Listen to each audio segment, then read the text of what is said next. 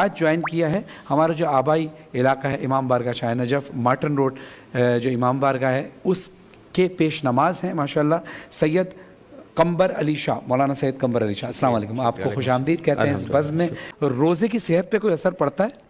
دیکھیں، روزے سے مراد آپ کی اگر بھوکا رہنا ہے، پیاسا رہنا ہے تو یہ روزے کا ہدف نہیں ہے. لعلکم تتقون، ہم نے تم پر روزوں کو اس لیے واجب کیا تاکہ تم متقی بن جاؤ. نبی اکرم صلی اللہ علیہ وآلہ وسلم نے فرمایا کتنے ہی روزے دار ایسے ہیں جنہیں روزے سے صرف بھوک اور پیاس کے سوا کچھ حاصل نہیں ہوتا. یعنی روزے کا جو مقصد ہے تربیت انسان، اگر وہ مقصد حاصل نہیں ہو رہا تو یہ شجر بلا ثمر ہے. روزہ رکھ کے اگر ہم فجر کے بعد بھی سوشل میڈیا پہ لگ گئے اور ظہرین کے بعد بھی مغربین کے بعد بھی، تو ہمیں دیکھنا پڑے گا کہ یہ ایک ٹول ہے، اس کا استعمال ہم کیسے کر رہے ہیں. اگر اسے ہم علم اور آگاہی پھیلانے کے لیے استعمال کر رہے ہیں تو یہ بہت بڑی عبادت میں شمار ہو رہا ہے. اس کے ذریعے سے تلاوت قرآن پاک کی جا رہی ہے تو بہت بڑی عبادت ہے. تفسیر ہو رہی ہے، علماء کے دروس، آپ کا پروگرام دیکھا جا رہا ہے، علم پھیلایا جا رہا ہے، مذہبی رجحانات بڑھ رہے ہیں.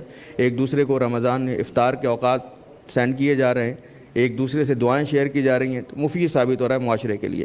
لیکن اگر اس کے باوجود کہ ماہ رمضان سے پہلے اور ماہ رمضان کے بعد بھی ہماری زندگی میں کوئی فرق نہیں پڑ رہا، پھر روزے سے ہم فیض نہیں حاصل کر پائیں گے. ثواب اگر ہمیں مل جائے تو مل جائے، لیکن جو تبدیلی ہمارے اندر آنی چاہیے. اسلام کا جو مقصد ہے ایک فلاحی ریاست کا قیام، اسلام کا جو مقصد ہے انسان، آدمی کو انسان بنانا، انسانیت اجاگر کرنا. آج ہم مغرب کی جانب دیکھتے ہیں تو وہاں اسلام نہیں، لیکن اسلام کے نام کے لیبل کو ہٹا کر تمام کام وہی کیے جا رہے ہیں. مثلا عدل کا نفاذ ہے، صفائی ہے، ستھرائی ہے، تعلیم ہے، فلاحی مملکت ہے، فلاحی ادارے ہیں، ایک دوسرے کا خیال کیا جا رہا ہے. یعنی انہوں نے کلمہ نہیں پڑھا لیکن اسلام کی بہت ساری ایسی چیزیں وہ فالو کر رہے ہیں. فالو آج کر رہے ہیں، ہمیں 1400 سال پہلے تعلیم دے دی گئی اور ہے. جو ہمیں کرنی چاہیے، ہمیں سب سے پہلے کرنی چاہیے، وہ ہم نہیں کر رہے ہیں.